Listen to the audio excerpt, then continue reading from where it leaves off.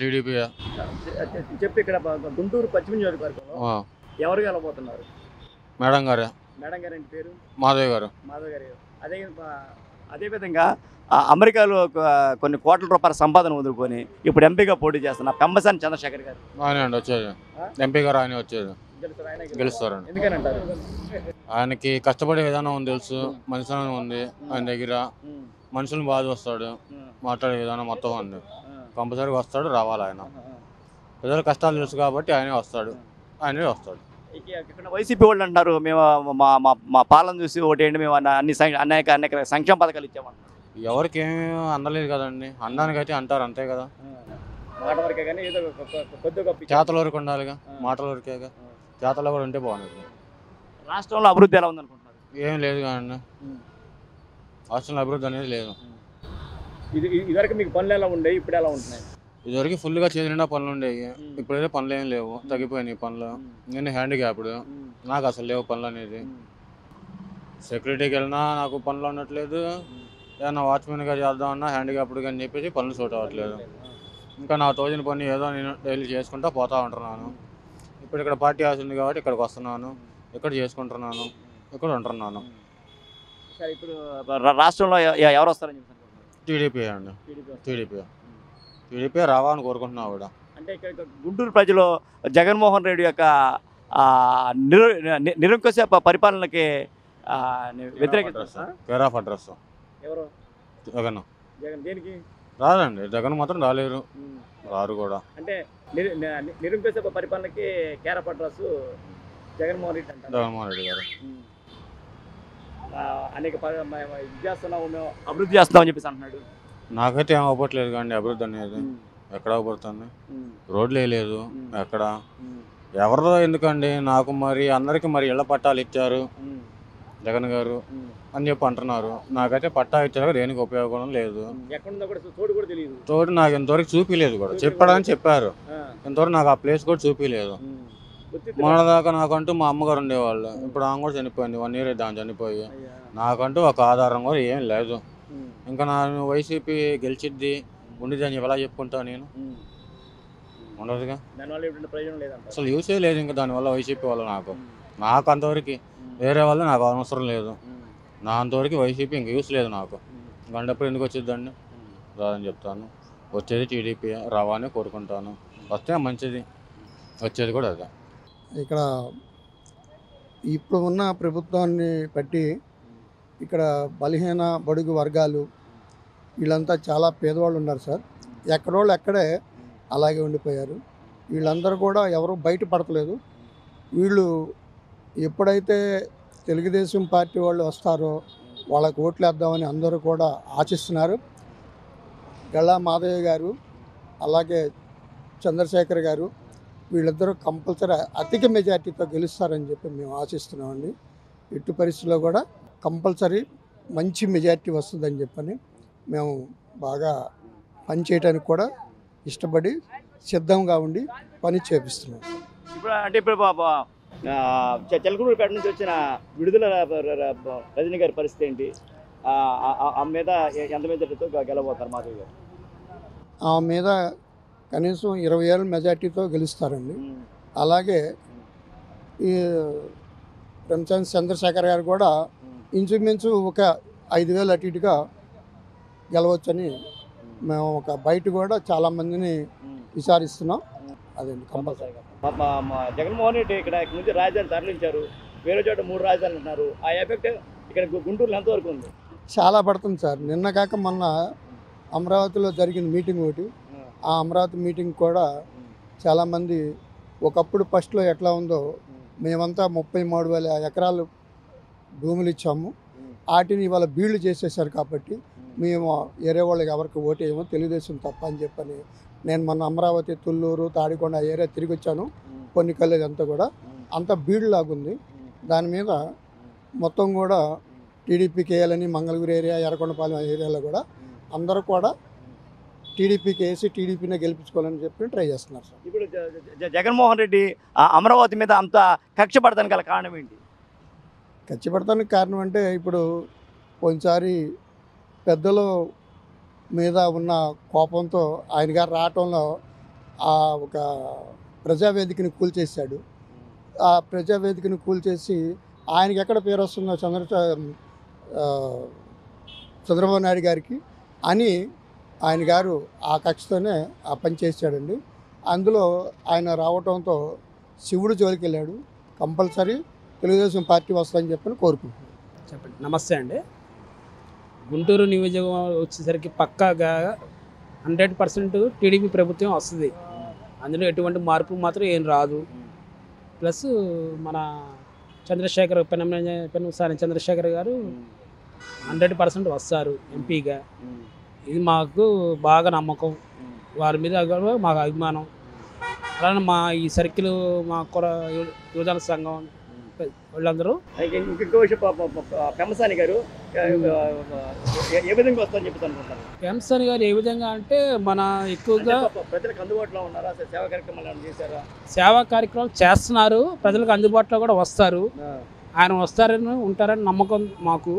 100% ఆయనే మేము గెలిపించుకోవాలని మేము అనుకుంటున్నాం. ఆయన రావాలని మేము కోరుకుంటుంది 100%. ఆయన వస్తే ఇంకా మంచిది, బాగా జరిగిద్ది. ఈ ఒక మన గుంటూరు ఏరియా కానీ మొత్తం డెవలప్మెంట్ కానీ ఏదైనా కానీ బాగా జరిగిద్దని మేము అందరం కోరుకుంటున్నాం. గతంలో గల్లా జయదేవ్ గారిని ఇక్కడ నుంచి ఆయన యొక్క పరిశ్రమలు కానీ మొత్తం జగన్మోహన్ రెడ్డి ఇచ్చేసాడు. కష్టపూర్తికి వెళ్ళగొట్టారు. ఆ మనసులో అటువంటిది ఏం లేదండి. ఇప్పుడు రాజకీయం అంటే మనకి ఎవరికి కొత్త ఏం కాదు, తెలియదేం కాదు. ఆయన ఎలగొట్టారు. అది ఒక కొంచెం మాకు బాధే. గల్లాజేవి గారికి కూడా పాపం చాలా ద్రోహం చేశారు.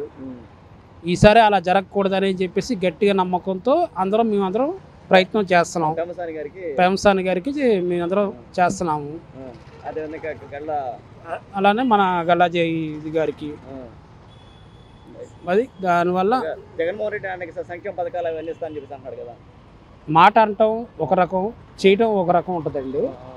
అది చేసేవాళ్ళు మాట వేరే రకం ఉంటుంది. మాట చెప్పడం వేరు, వాళ్ళు చేయటం వేరు. అది 100% ఖచ్చితంగా ఈయన చేస్తారనే నమ్మకం 100% ప్రజలందరిలో ఉంది. ఖచ్చితంగా వస్తారు, జరిగిద్ది ఆ మాట. సార్ చెప్పండి సార్, ఇక్కడ గుంటూరు పశ్చిమ నియోజకవర్గంలో ఎవరు గెలవబోతున్నారు? గల్లా మాధవి గారే గెలుస్తారండి. ఇక్కడ ఈ మన పశ్చిమ నియోజకవర్గంలో 30 సంవత్సరాల నుంచి టీడీపీ అడ్డా. ఎవరు వచ్చినా కూడా రెండో విధానంగా రారు. మనకు కావాల్సింది పని, అభివృద్ధి చేసేవాళ్ళు. ఈ జగన్ ప్రభుత్వంలో మన నష్టం పోయింది. పేదలు కానీ, కూలోళ్ళు కానీ, ప్రతి రియల్ ఎస్టేట్ కానీ, రాజధాని హైదరాబాద్ వదులుకొని ఇక్కడికి వచ్చాం మనం. ఇక్కడికి వస్తే రాజధాని చేసుకోవాలా, లేకపోతే 3 రాజధాని 3 ముక్కలాట ఆడుకోవాలా? 5 సంవత్సరాల్లో ఏ 3 రాజధానిలో పలువు గుచ్చాడు? లేదు. అభివృద్ధి అయిపోయింది. రాజధాని పిల్లలు ఉద్యోగాలు పోయింది. చదివిస్తాడు అమ్మావుడి నంబర్ 1. పిల్లలకు ఉద్యోగాలు ఏడి నుంచి వస్తాయి? ఈ మైనార్టీలోకి ₹1,00,000 పిల్లలకి 2-10 చదువుకోవాలంటే నువ్వు గెలిస్తే మళ్ళీ 10 చదువుకుంటారు అని చెప్పుకోవచ్చు. ఫస్ట్ నుంచే మైనార్టీలకి వాళ్ళు 10 వీళ్ళు 10 అంటే పేదలు ఎట్లా చదువుకుంటారు? 10 డబ్బు ఉన్నోళ్ళే చదువుకుంటారు. లేనివాడికి నువ్వు ఇంకేమి ఇస్తున్నావు? ఆటోవాడికి, సొంత ఆటోవాడికి ఇచ్చావు. షాప్ ఉన్నవాడికి, మంగళ షాప్ వాడికి ఇచ్చావు. ఆటో డ్రైవర్కి ఇచ్చావా? పని చేసుకునేవాడికి ఇచ్చావా? ప్రతి వాడికి ఉన్నవాడికి ఇచ్చావు. లేని వాళ్ళకి ఎవరికి ఇచ్చావు నువ్వు? అదే రాజధాని ఉంటే మన పిల్లలు ఎంత అభివృద్ధిగా బాగుపడతారు. ఇసుక మాఫియా అన్నావు, రాగానే కరోనా వచ్చింది. ఇసుక ఆపి 6 నెలలు ఆపి మా పొట్ట కొట్టావు. నేను ఒక లారీ డ్రైవర్ని, ఇసుక లారీ డ్రైవర్ని. నేను గత ప్రభుత్వంలో కనీసం 5-6 ట్రిప్పులు వేసేవాడిని. ఇప్పుడు ఈ ప్రభుత్వంలో ఒక ట్రిప్పుకి 15 రోజులు నెల పండుకోవాల్సి వస్తుంది నేను. అలాంటి ప్రభుత్వం తయారైంది. ఈ ప్రభుత్వం మాకొద్దు. మాకు మళ్ళీ టీడీపీ వస్తే జనాలకి పనులు, రాజధాని కావాలా, పిల్లలకు ఉద్యోగాలు వస్తేనే మన ఆంధ్ర బాగుపడిద్ది. లేకపోతే మన ఆంధ్ర ఇంకా వెనకబడి సర్వనాశనం అయిపోతాం. మనకు అభివృద్ధి మన టీడీపీ చంద్రబాబు గారు వస్తే రాజధాని హైదరాబాద్ దాని అమ్మ మొగుళ్ళలాగా చేస్తాడు. అది గుర్తు పెట్టుకుంటే జనాలు చాలా బాగుంటుంది. నమస్కారం. ఒకసారి ఇంకో విషయం ఇక్కడ అమెరికా నుంచి ఎంతో కొన్ని కోట్ల రూపాయల సంపాదన కొన్ని ప్రజాసేవ చేయాలని ఉద్దేశంతో పెమ్మసాని చంద్రశేఖర్ గారు వచ్చారు. ఆయన పరిస్థితి ఏంటి ఇక్కడ? సార్ పెన్నిస్వామి గారు ఎంపీ గారు కంపల్సరీగా గెలుస్తారు. గత మన ఎవరు ఆయన పేరేంటి సార్, ఒక్క నిమిషం అక్కడికి గల్లా జయదేవ్ గారు ఎట్టా గెలిచారు, ఈయనకన్నా కూడా మెజార్టీ భారీగా వచ్చింది ఆయన కూడా పెన్నిస్వామికి. ఇది ప్రభుత్వం ఇంకా మార్పు గ్యారంటీ అండి ప్రజల్లో. నేను ఒక లారీ డ్రైవర్ని, ప్రతి ఊరు తిరిగేదేమో అందరూ మార్పే కోరుకుంటున్నారు. కాకపోతే కొన్ని పల్లెటూరులో చెప్పలేను, కానీ నేను సిటీలో మొత్తం కంపల్సరీ టీడీపీ ప్రభుత్వం గ్యారంటీ వచ్చిందండి. పెమ్మసాని గల్లా మాధవి గారు కంపల్సరీగా గెలుస్తారండి.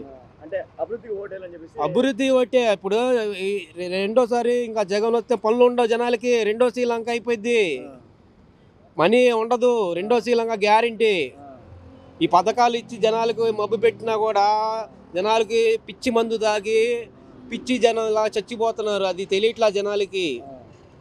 కంపల్సరీగా ప్రభుత్వం మారిద్దండి, అది మటుకు వాస్తవం. గెలుస్తారండి, గెలుస్తారు. పెమ్మసాని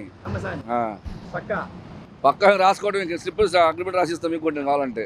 కారణం ఎందుకు? జగన్మోహన్ రెడ్డి మేము అనేక పథకాలు ఇస్తున్నాము, సిద్ధంగా పథకాలు ఇచ్చిన గుంటూరు వాళ్ళు లోకల్ వాళ్ళని అవమానిస్తారు, బయట వాళ్ళని రానివ్వరు. మా ఇంట్లో మేము కొట్టుకున్నా తిట్టుకున్నా మేము కలిసే ఉంటాం. ముందు తెలుసుకోవాలి ఎవడైనా బయటోడు. అది ఇప్పుడు జగన్మోహన్ రెడ్డి గారు మనకి రాజధాని ప్రకటిస్తారని చెప్పేసి మళ్ళీ తర్వాత రాజధాని లేకుండా చేశారు.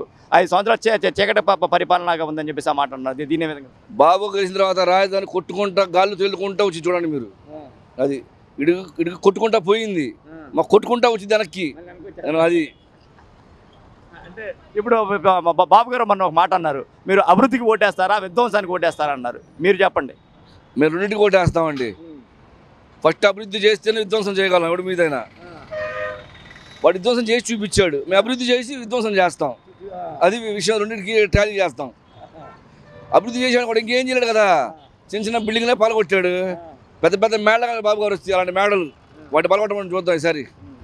పాల్గొట్టలితే అది మీద పడి వాడైనా పోవచ్చు, జనాలైనా వాడిని చంపేయచ్చు, ఏం జరగవచ్చు. సృష్టికర్త రహస్యం అండి అది. సృష్టి రహస్యానికి ఎవడు అంత చిక్కాలి. వాళ్ళకి కృష్ణుడికే వల్లగాల, ఇడు బతుకంతా ఈడంతా, అంతే కదా. అంటే అందరూ కలిసి నా మీదగా వస్తున్నారు, యుద్ధానికి వస్తున్నారు, పెత్తందారులు అందరూ కలిసి వస్తారు సార్. నిన్న కాక మొన్న పండుగ జరిగింది. ఏం పండుగ అండి అది? ఉగాది. ఉగాదికి కారకుడు ఎవడండి? తెలుగు, ఒక మన రాష్ట్రంలో పుట్టిన ఒక తెలుగు యువకుడు. దానికి ఏమని పేరు పెట్టారండి? ఉగాది. ఎందుకు పెట్టారు ఉగాది అని పేరు? అఖండ భారతదేశాన్ని గెలిచినవాడు. అఖండ భాష మొత్తాన్ని కలిసి అగ్రతాంబూలం తల్లికి ఇచ్చారు. ఎందుకు? మన దేశ గొప్పదనాన్ని పొగుడుతూ. అవునా? అగ్రతాంబూలం అంటే అర్థమైంది, ఉగాది పండగని 100 రకాల రుచులతో కలిపి చేసి రుచులన్నీ వాళ్ళకి చూపించాడు, ఇది అగ్రతాంబూలం అంటే అని. అలాంటి దేశం ఉంది మంది. ఇలాంటి ఎంతమంది వచ్చినా మనం ఏం చేయలేరు. నిప్పుల పొగలాంటి వాళ్ళు కాల్చి కొంది కాలిపోతానే ఉంటుంది, వీళ్ళు కూడా అలా వెళ్ళిపోతారు.